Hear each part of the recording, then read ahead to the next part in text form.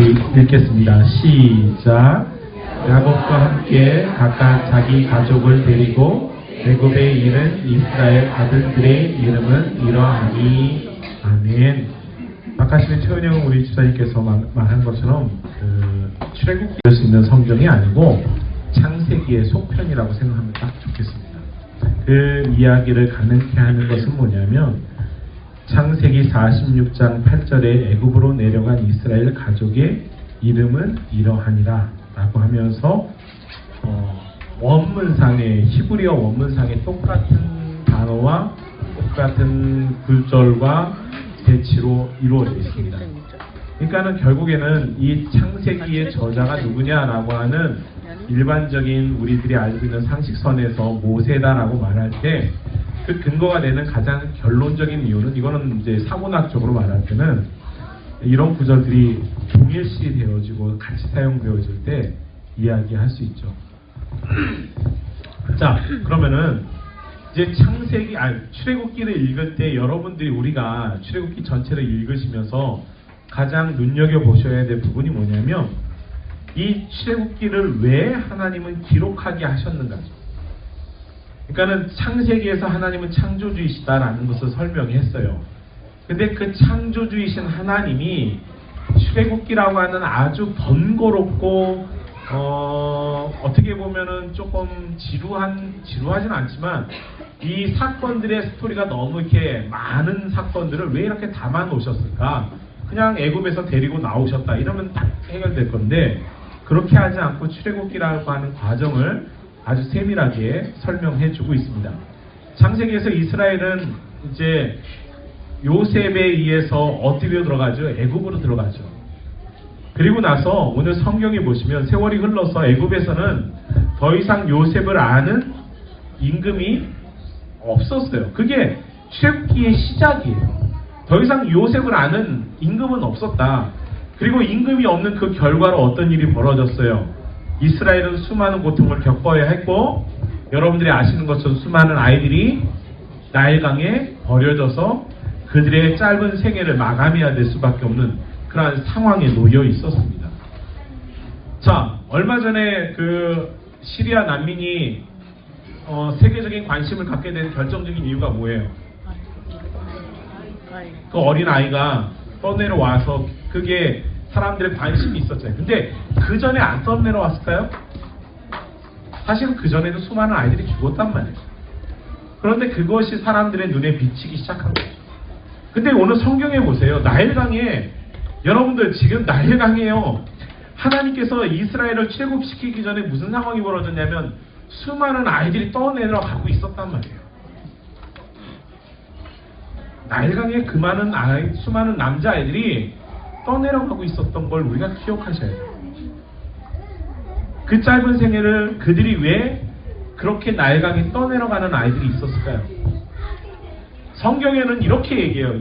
요셉을 아는 왕이 없다. 근데 그건 껍데기예요. 사실은 요셉을 아는 왕이 없는 게 아니라 무엇을 아는 왕이 없는 거예요? 그렇죠. 하나님을 없는 왕이 없었다. 하나님을 아는 왕이 없었다는 거죠. 진짜 알맹이는 하나님을 아는 왕이 있으면 이스라엘은 애굽에서 어떤 고단도 어떤 고통도 당하지 않을 뿐만 아니라 나일강에 아이들이 떠내려가는 일이 없을 겁니다. 그런데 나일강에 떠내려가는 아이들이 있는 이유는 하나님을 알지 못하기 때문입니다. 자, 그래서 하나님은 출애굽기 1장에서부터 14장까지 이렇게 얘기하시는 거예요. 내가 누구냐? 내가 누구냐라는 걸 밑에 설명하시는 거예요. 그래서 여러분들이 출애굽기 1장부터 14장을 읽으시면서 머릿속에 기억하셔야 될 것은 하나님이 어떤 분인가를 확인하라는 거예요. 그 하나님이 어떤 분이에요? 제가 말씀드린 것처럼 오늘 이 출애굽기는 창세기의 무슨 편이라고요? 그러면 창세기의 주제가 뭐예요? 창세기에 가장 많이 나오는 하나님의 역할, 창조주. 그 창조주 하나님이 누구인지를 알라라는 거예요. 그리고 그것을 보여주는 가장 극명한 클라이막스 같은 장치가 있는데 그게 바로 출애굽입니다. 여러분 그 출애굽을 통해서 창조주 하나님이 어떠한 일을 하시는지를 가르쳐 주고 있죠. 나중에 더 세부적인 내용에 또 들어가겠지만, 그리고 출애굽기 15장에서부터 18장은 출애굽을 한 그 사람들이 홍해를 건너고 나서 15장에서 18장에서 이루어지는 내용들을 잘 보시면 무슨 내용이 있냐면은 일상적인 필요를 채워주시는 하나님의 모습이 등장합니다. 그러니까 좀 홍해를 건너고 난 뒤에 사건이 뭐냐면 일상적인 사람들의 삶의 필요를 채워주시는 하나님의 모습이 등장해요. 그러면서 하나님께서 사람들의 이스라엘 백성들의 필요를 채워주시고 하나님의 보호하심을 통해서 무엇을 쌓아가냐면은 하나님에 대한 신뢰.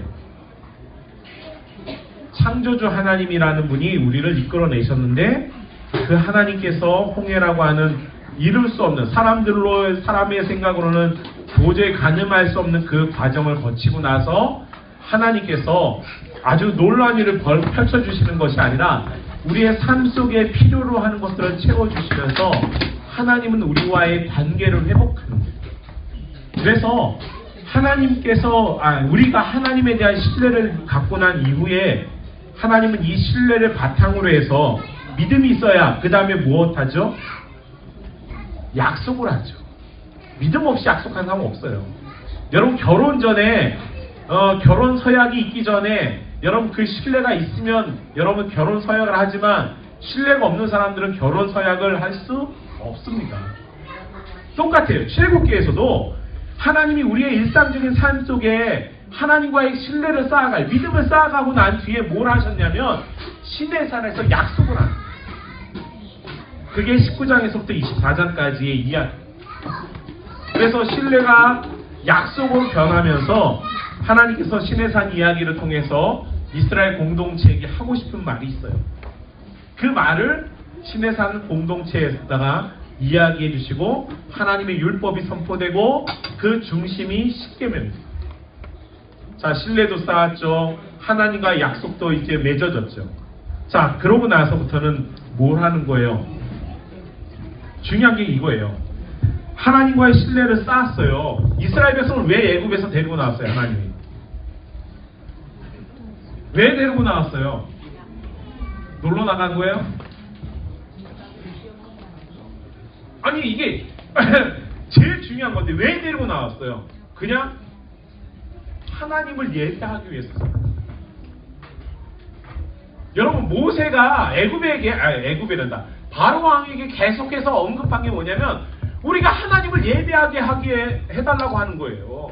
그러니까 하나님을 예배하기 위해서 나왔잖아요. 나와가지고 신뢰를 쌓고 언약의 말씀 하나님을 예배하시는 회막 성막이 등장하죠. 그리고 하나님 뭐라고 말씀하시는지 아세요? 내가 내려가겠다. 너희들이 나를 만나기 위해서 왔지 않느냐? 애굽에서 나오지 않았냐? 그러면 하나님도 내려가야죠. 여러분 하나님께서 내려간다라는 표현을 여기에서 시작합니다. 내가 내려가겠다. 내가 너희들을 만나겠다. 그 장소가 어디예요? 회막이죠.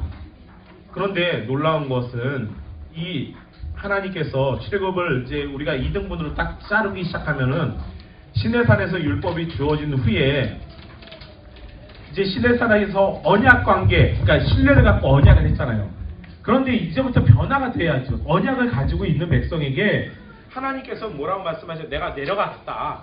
그리고 너희와 함께 그 진영에서 거하면서 하나님께서 같이 더불어 제사하고 예배하면서 내가 너희들을 하나님의 백성으로서 인정하겠다라고 말하잖아요.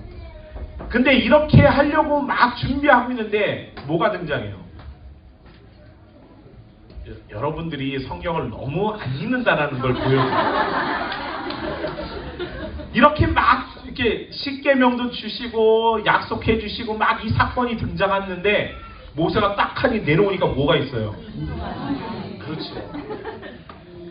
여러분 하나님이 내가 내려가겠다. 내가 너희들에게 약속해야겠다. 모든 거 다 맺었잖아요.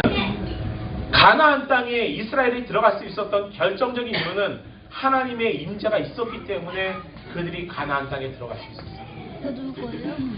여러분 오늘 저는 3040 여러분 모두가 이 출애굽기를 통해서 하나님의 임재를 경험하고 또 하나님께서 이 가운데 내 가정에 내 삶 가운데 내 자녀들 가운데 내려오셔서 우리를 치유하시고 회복하시고 낫게 하시고 번성케 하셔서 하나님이 살아계심을 정말로 우리가 느껴볼 수 있는 한 해가 될 수 있기를 바랍니다. 그러한 꿈들을 마음에 품고 기대하시면서 출애굽기를 한번 살펴보시고 또 올 한 해 여러분들이 가지고 있는 기대와 소망을 정말로 하나님 앞에 우리가 이 출애굽기를 통해서 좀 더 깨닫는 시간들을 가지셔서 아무쪼록 유익한 정말로 귀한 시간이 될 수 있기를 주의 이름으로 축복합니다. 기도하겠습니다. 사랑의 아버지 하나님 감사합니다. 이스라엘 백성이 애굽에 내려갔을 때는 하나님이 함께 하셨기 때문에 그들이 애굽에서도 아무런 염려 없이 번창할 수 있었습니다. 그러나 하나님은 알지 못했던 왕들이 있을 때 그들이 수많은 고통과 어려움을 당할 때 우리 하나님께서는 그들을 내어버리지 아니하시고 그들의 삶에 내려오셔서 모세를 불러주시고 그에게 소명을 주시고 또 그로 하여금 이스라엘이 애굽에서 나올 수 있게 하셨던 하나님을 우리는 알게 됩니다.